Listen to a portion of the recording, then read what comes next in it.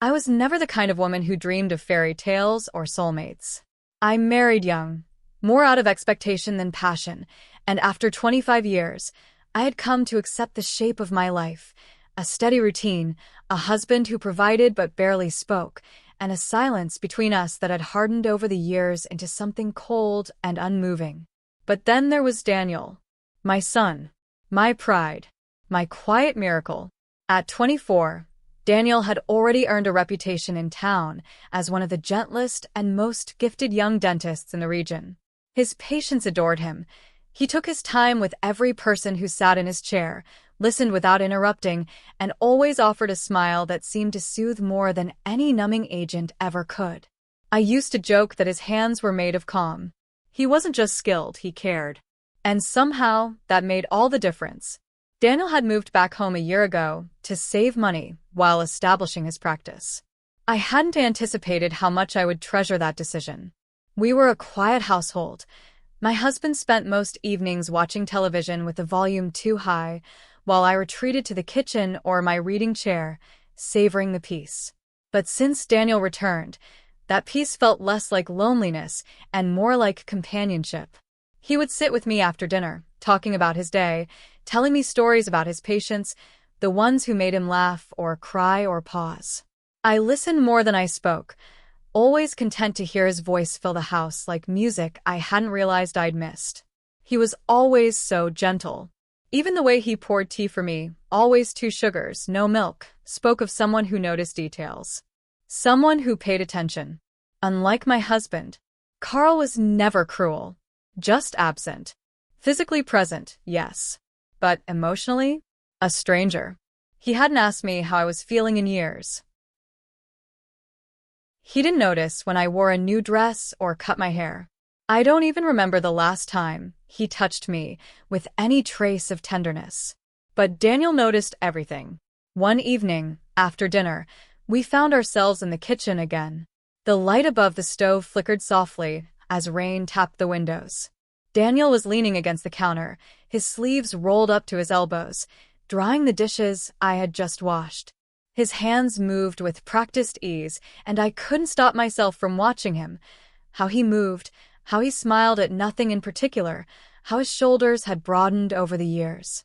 "How was your day, Mom?" he asked, passing me a warm dish towel to dry my hands. I hesitated. The question caught me off guard. My husband never asked that anymore.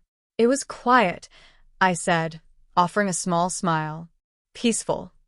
"Do you like peaceful?" he asked, his tone light but curious. I looked at him, really looked, and for a moment I forgot how to answer. "I think I used to," I said, quieter now. "But lately it just feels like silence." Daniel didn't speak right away. He only nodded, the corners of his mouth pressing into a line of thought. And then he reached over, tucking a loose strand of hair behind my ear. A simple gesture, innocent maybe, but his fingers brushed against my cheek, and the warmth of that touch lingered longer than it should have. I felt it, not just the physical contact, but something deeper. A pause. A wait. A question neither of us dared voice. I stepped back, pretending to check on the kettle. My heart was suddenly louder than the rain.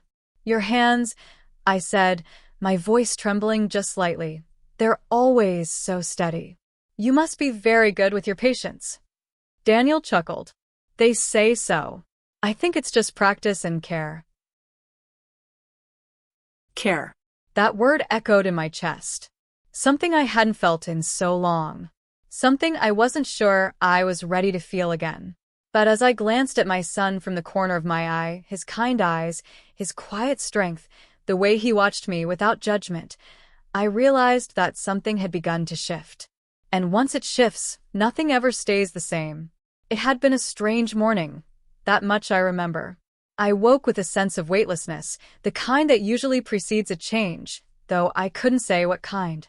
The sun filtered through the kitchen curtains in golden strips, and the scent of early summer floated through the open windows. Lilacs, maybe, or just the illusion of them. Daniel was already home when I came down. It was unusual for him to be back so early.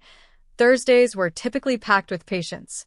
He was leaning against the kitchen island, freshly showered, wearing his pale blue button-up, the one that always brought out the color in his eyes. He looked calm, happier than usual. "Morning, Mom," he said with a grin that felt a touch too warm, too deliberate. "You look lovely today." I blinked at him. That wasn't something I was used to hearing. "Me? I'm still in my robe," I replied, laughing nervously. Daniel shrugged. "Doesn't matter. It suits you. You always look beautiful when the sun hits your face like that." I stared at him for a second too long, caught off guard not by the words themselves, but by the way he said them. Gently, sincerely, like he meant every syllable. Thank you." He pushed away from the island, reaching for his bag. "I had a cancellation this morning," he said. "So, I've got a free chair for the next hour." I tilted my head. "A free chair? At the clinic? I thought maybe you'd like to come in? You've been putting off your cleaning for months." "Oh, I don't know, Daniel. I'm not exactly appointment ready." "Doesn't matter. You'd be with me." His eyes caught mine. "And I'd be gentle." There was something in the way he said it that made me shiver. Not from cold, but from a strange, unspoken tension that had been growing between us for weeks. A careful line we kept stepping near, but never over. I hesitated, but then I nodded.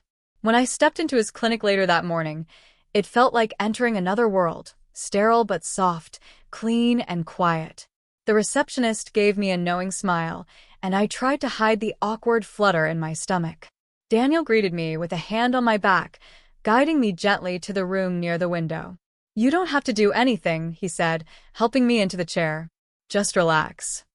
I did as he asked, my fingers clutching the armrests not from fear, but from something else. Anticipation, maybe. He adjusted the light, his fingers brushing my forehead. His touch was light, reverent, like I was made of glass and he'd sworn to keep me whole. "You're tense," he murmured. I nodded slightly. "A little." "I'll be careful." And he was. His fingers were steady, his voice soft as he talked me through everything. But it wasn't the procedure I remembered. It was the way he looked at me when I wasn't looking directly at him. The way his eyes softened as they scanned my face. The way he adjusted the light, not because it needed adjusting, but because it gave him an excuse to linger near me. It was the way his thumb accidentally grazed my cheek as he lowered the chair and said, "You did great. I'm proud of you." Something inside me stirred, a feeling I couldn't name, a longing that had no place but refused to be dismissed. As we stood in the quiet of that sunlit room, something unspoken filled the space between us. He didn't move, and neither did I. The hum of the sterilizer echoed faintly from the hallway, but all I could hear was the rhythm of my own breath. "You should come in more often," Daniel said, his voice softer than the morning light. "Maybe I will," I whispered. And I knew I wasn't talking about cleanings anymore. It was late when I felt it, an odd, persistent ache along the lower row of my teeth. Not sharp, but enough to make me wince as I swirled the last sip of tea around my mouth before bed. I stood at the sink, pressing my fingertips against my cheek. 7 teeth, all along the bottom, humming with discomfort like a chorus of tiny warnings. Daniel was in the bathroom. The door was slightly ajar, the soft rhythm of the electric razor humming through the quiet. I padded down the hallway barefoot, clutching the side of my jaw with one hand and tapping gently on the frame with the other. "Daniel?" He looked up in the mirror, mid-shave, half his face still dusted with foam. My teeth," I said, stepping inside. "Bottom ones. 7 of them, I think. They've been aching since dinner." He rinsed the blade under warm water and turned toward me. "Come here." I paused, the edge of my uncertainty catching in my chest. "Let me see," he added, nodding toward the counter. I hesitated, then moved toward him. The bathroom was narrow, lit by the soft overhead bulbs that cast a golden haze across his bare chest and damp hair. I sat gingerly on the edge of the sink counter, the cold ceramic pressing against my thighs through the thin cotton of my nightdress. "Open your mouth," he said gently, placing 2 fingers beneath my chin.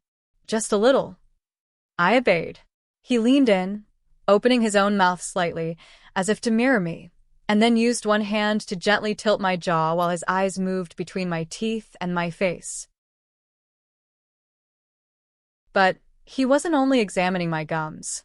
His gaze lingered, longer than necessary. Focused. Curious. I held my breath. His fingertips rested lightly beneath my chin as he scanned, his other hand braced near my hip for balance. I could smell the faintest trace of his aftershave, something warm and clean with a touch of sandalwood. The air between us grew denser with every heartbeat. "There's some inflammation," he murmured, "still too close. I want to take a better look tomorrow. Come in." He hesitated and then added, "At the end of the day." I blinked. "Why then?" His lips parted for a moment, like he was about to answer. But instead, he simply smiled. "We'll have more time." That simple phrase unsettled me in ways I couldn't name. My skin prickled. A slow shiver ran down my arms despite the warmth of the room. "More time." He stepped back finally. The moment stretched thin, and I slid off the counter, steadying myself. "I'll be there," I said, my voice soft, unsure. He nodded, wiping the last of the shaving foam from his jaw as he watched me leave the bathroom. I could feel his eyes on me even as I turned down the hallway. That night, sleep eluded me. My thoughts spiraled in hushed circles around the way he looked at me, the way his hands had felt, the quiet command in his voice when he said, "Come here." There had been nothing improper, nothing overt, and yet everything had changed. The next day passed like a slow-blooming secret. Every clock tick, every shadow through the blinds felt like a whisper building toward the hour I couldn't stop thinking about. The ache in my teeth remained, but the ache elsewhere, deeper, more elusive, was harder to name. I woke with a restless pulse thrumming in my chest. The ache in my jaw hadn't faded. It was still there, soft and rhythmic, but it had become background noise compared to the quiet storm of anticipation that had taken hold of me. Daniel had told me to come at the end of the day, and I couldn't stop thinking about why. His voice had been calm, clinical, like any dentist recommending a routine follow-up. But there had been something beneath it. A suggestion, maybe. Or a question. One I hadn't dared answer out loud. I moved through the morning like a woman floating, present but elsewhere. I made coffee I didn't drink, answered emails I couldn't recall reading, and stared out the kitchen window until the sky shifted from silver to gold. By early afternoon, I was already in my room, standing in front of the mirror with a dozen hangers draped across the bed. Nothing looked right. Everything felt too casual or too forced. I wasn't going to a date. I reminded myself again and again. This was a dental checkup. And yet, I couldn't bring myself to dress like it was just that. I settled on something simple but elegant, soft navy fabric that hugged me in the right places without screaming for attention. Underneath, I chose my most delicate lace set, though I told myself it was purely for the confidence it gave me. Not for him. Not for Daniel. But the thought still lingered. I applied my makeup slowly, carefully. Just enough to define. My hands shook when I reached for my perfume. I paused, held the bottle close, and inhaled deeply. The scent was warm, floral with a sharp, sensual finish, something I hadn't worn in years. As it settled on my skin, I closed my eyes. I wasn't just getting ready for an appointment. I was preparing to be seen. Truly seen. The drive to the clinic was a blur. I replayed every detail from the night before. The way he looked at me, how his fingers lingered under my chin, the way he said, "We'll have more time." My heart drummed steadily, matching the rhythm of the tires on the road. When I stepped into the clinic, the waiting room was empty. The receptionist had already gone home. The silence felt expectant, as though even the walls were waiting for what would come next. Daniel emerged a moment later from the hallway, wearing his white coat, his hair slightly tousled, a tired warmth in his smile. "You came," he said. "Of course," I replied, smoothing the fabric of my dress. His eyes moved over me, not quickly. Slowly. Appreciatively. "You look beautiful." My breath caught. He didn't say it like a son. He said it like a man who had just opened a door and wasn't sure if he should step through. I said nothing, just followed him down the corridor, my heels clicking softly against the floor. The overhead lights dimmed behind us as we entered the room. He closed the door quietly, and for a moment, neither of us moved. The chair was already lowered, waiting. I sat, the leather cold against the backs of my legs, the silence between us growing heavier. Daniel adjusted the light, pulled on gloves. But when he touched my jaw, guiding it with that same practiced gentleness, I felt my pulse rise. "Open for me," he said softly. I did. But even as his fingers moved inside my mouth, examining each tooth, his eyes never left mine. Every glance, every breath between us carried something unspoken. Something that trembled just beneath the surface. When he was done, he didn't pull away right away. He lingered. Our faces were close, closer than they should have been. The air between us charged with every breath. "I think you might have some nerve sensitivity," he said, barely above a whisper. I nodded, though I barely heard him. "Anything else?" I asked. His eyes darkened, a flicker of something held back. "Maybe." And then, quietly, "I could stay late. If you need more attention." I should have stood up. I should have smiled politely and thanked him. But I stayed in that chair, caught in the gravity between us. Because for the first time in years, someone was looking at me like I was more than a mother, more than a wife, more than a role. I was a woman again. And Daniel was no longer just my son. I didn't move. He didn't either. The quiet of the room pulsed around us, thick with breath and unspoken meaning. I sat in the chair, my hands resting in my lap, my heart fluttering in my chest like something barely tethered. "I think I started, my voice barely audible. "A more in-depth review." Daniel froze. His eyes met mine, sharp, alert, searching. "A deeper review," he echoed, cautious. I nodded once. There was a pause, longer than any we'd ever shared before, and then he turned to the cabinet. Wordless, deliberate. His hand moved smoothly as he retrieved something from the drawer, a soft, clear plastic device. A cheek and mouth dilator. It looked clinical in his hands. Ordinary. But in that moment, it felt like something else entirely. "Okay," he said quietly. He returned to my side and knelt just slightly, adjusting the chair with a slow hum. The light above me shifted again. I leaned back. Open. The plastic felt strange against my lips as he secured it gently in place. It widened my mouth, holding it open in a way that made me feel oddly exposed, but not in a way that frightened me. Daniel's touch was steady, gentle. He looked into my eyes once again before beginning. His hands were warm through the gloves, moving with the confidence of someone who had done this 1,000 times before. But there was something different in how he touched me now, how he traced along my gum line, how his thumb braced my chin.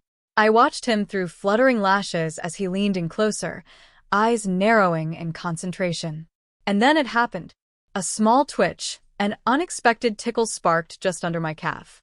My body flinched on its own, and I laughed, muffled through the device in my mouth. He looked up, surprised. "Sorry," I murmured awkwardly. "My leg's really ticklish." He smiled. "Oh." And in that moment, needing grounding, connection, something to hold on to, I slowly lifted one leg and rested it gently across his. He stilled. The warmth of his body met mine, and for a heartbeat we just stayed like that, his gloved hands still near my face, my leg across his in a silent act of trust, and something else. Something we weren't naming. "Comfortable?" he asked, his voice just above a whisper. I nodded, not because I was, but because I didn't want to move. He continued the examination with a slow, deliberate care that felt more like exploration. Each touch, each glance carried more weight than before. More meaning. His breath brushed my cheek once, then again. Too close. Too careful. When he finally finished, he slowly removed the dilator. My lips were tender, parted from the tension, and he ran a cool cloth gently along the corners of my mouth. "There," he said, but his voice was low. He wasn't just speaking about my teeth anymore. I sat up, my legs still touching his. We were face to face. Silence stretched again between us, no longer awkward, but intimate. Charged. I should go, I said, but I didn't move. I know, he replied, but neither did he. His hand, now bare, reached for mine, resting lightly on my knee. It wasn't an accident, and I didn't pull away. Whatever we were now, mother and son, yes, but also something suspended in the quiet spaces of longing and care and unspeakable understanding. It no longer fit into a single word. Not anymore. We said nothing more that night. But as I walked out into the quiet dusk, my heart still racing, I knew the world had shifted. Not with thunder, not with chaos, but with the softness of a whisper that had finally found its voice. And I knew I would never forget the way he looked at me in that chair. Like I was no longer invisible. Like I was seen. The house was quiet. The kind of stillness that only comes after midnight, when even the creak of the floorboards feels like a confession. My husband had fallen asleep with the television still murmuring in the living room. His arm dangled over the side of the couch, mouth slightly open in that graceless sprawl he always slipped into after a few beers. He hadn't said goodnight. He hadn't even noticed when I left the room. I stood in the hallway, breath trembling in my chest, and stared at the bathroom door like it was a threshold to something I couldn't name. The air was heavy with unspoken thoughts, mine and Daniel's. Ever since that examination, every glance at the dinner table, every accidental brush of his hand against mine, every moment of silence felt charged with things we weren't saying. Until now. I slipped into the bathroom and locked the door behind me.